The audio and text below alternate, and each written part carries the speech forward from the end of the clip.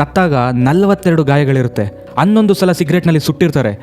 And ನಿಮ್ಗೆ ಎಲ್ಲರಿಗೂ ಇನ್ನೊಂದು ಶಾಕಿಂಗ್ ವಿಚಾರ ಏನು ಅಂದರೆ ಆ ಕೊಲೆ ಮಾಡಿದಂತಹ ನಮಸ್ಕಾರ, ವೆಲ್ಕಮ್ ಬ್ಯಾಕ್.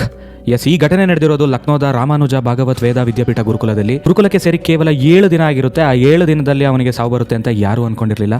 ಏಪ್ರಿಲ್ 15ನೇ ತಾರೀಕು ಆ ಹುಡುಗ ಅಲ್ಲಿಗೆ ಹೋಗಿ ಜಾಯ್ನ್ ಆಗ್ತಾನೆ. ಫ್ರೀ ಎಜುಕೇಷನ್ ಅನ್ನೋ ಒಂದೇ ಒಂದು ಕಾರಣಕ್ಕೆ ಅವನ ತಂದೆ ಅಲ್ಲಿ ಸೇರಿಸ್ತಾರೆ.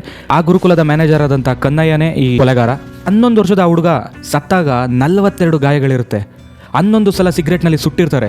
ತಲೆ, ಕೈ, ಕಾಲು, ಕಪಾಳ ಅಂತ ಏನನ್ನೂ ನೋಡದೆ ಹೊಡೆದಿರ್ತಾರೆ. ಜೋರಾಗಿ ಕಾಲಲ್ಲಿ ಒದ್ದಾಗ ಅವನು ಗೋಡೆಗೆ ಹೊಡ್ಕೊಂಡು ಕೆಳಗೆ ಬಿದ್ದಾಗ ಅವನು ಪ್ರಜ್ಞೆ ತಪ್ಪಿರುತ್ತೆ. ಆಗಲೂ ಸಹ ಕನ್ನಯ್ಯನಿಗೆ ಚಾನ್ಸ್ ಇರುತ್ತೆ ಆ ಹುಡುಗನನ್ನು ಬದುಕಿಸಲು. ಬಟ್ ಅವನು ಹಾಗೆ ಮಾಡೋದಿಲ್ಲ. ಅವನ್ನ ಅಲ್ಲೇ ಬಿಟ್ಟು ಹೋಗ್ತಾನೆ. ನೆಕ್ಸ್ಟ್ ಡೇ ಬಂದು ನೋಡಿದಾಗ ಅವನು ಸತ್ತೋಗಿರ್ತಾನೆ. ಇದಾದಮೇಲೆ ನಾಟಕ ಸ್ಟಾರ್ಟ್ ಆಗುತ್ತೆ. ಮೆಟ್ಲಿಂದ ಬಿದ್ದು ಅವನು ಈ ಥರ ಆಗಿದ್ದಾನೆ ಅಂತ. ಆ್ಯಂಡ್ CCTV ಎಲ್ಲ ವೀಡಿಯೋಸ್ನೂ ಅವನ ಗರ್ಲ್ಫ್ರೆಂಡ್ ಆದಂತಹ ಹರ್ಷಿತಾ ಅನ್ನೋಳು ಡಿಲೀಟ್ ಮಾಡಿರ್ತಾಳೆ. ಆ್ಯಂಡ್ ಅಲ್ಲಿರುವಂತಹ ಸಾಕ್ಷಿಗಳನ್ನು ಸಹ ನಾಶ ಮಾಡಿರ್ತಾರೆ. ಬಟ್ ಪೋಸ್ಟ್ಮಾರ್ಟಮ್ ಆದಮೇಲೆ ಬಂದಂತಹ ಈ ರಿಪೋರ್ಟ್ನ ಮೂಲಕ ಪೊಲೀಸರು ಇನ್ವೆಸ್ಟಿಗೇಷನ್ ಸ್ಟಾರ್ಟ್ ಮಾಡಿದ್ದಾರೆ. ಆ್ಯಂಡ್ ಇಬ್ಬರನ್ನು ಅರೆಸ್ಟ್ ಕೂಡ ಮಾಡಿದ್ದಾರೆ. ಬಟ್ ಯಾವ ರೀಸನ್ಗೆ ಈ ಥರ ಮಾಡಿದ್ರು ಅನ್ನೋದು ಇನ್ನೂ ಗೊತ್ತಾಗಿಲ್ಲ. ಆದರೆ ಕೇವಲ 11 ವರ್ಷದ ಹುಡುಗನಿಗೆ ಆ ಥರ ಹೊಡೆಯೋದಕ್ಕೆ, ಆ ಥರ ಕೊಲೆ ಮಾಡೋದಕ್ಕೆ, ಆ್ಯಂಡ್ ಪ್ರಜ್ಞೆ ತಪ್ಪಿ ಬಿದ್ದಾಗ ಆ ಥರ ಬಿಟ್ಟು ಹೋಗೋದಕ್ಕೆ ಹೇಗೆ ಮನಸ್ಸಾಯಿತು ಅಂತೂ ಗೊತ್ತಿಲ್ಲ.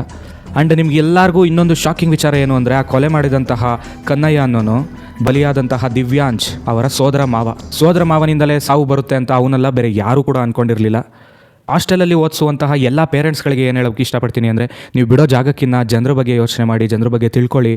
ಎಲ್ಲರಿಗೂ ಒಳ್ಳೆಯದಾಗಲಿ. Thank you so much.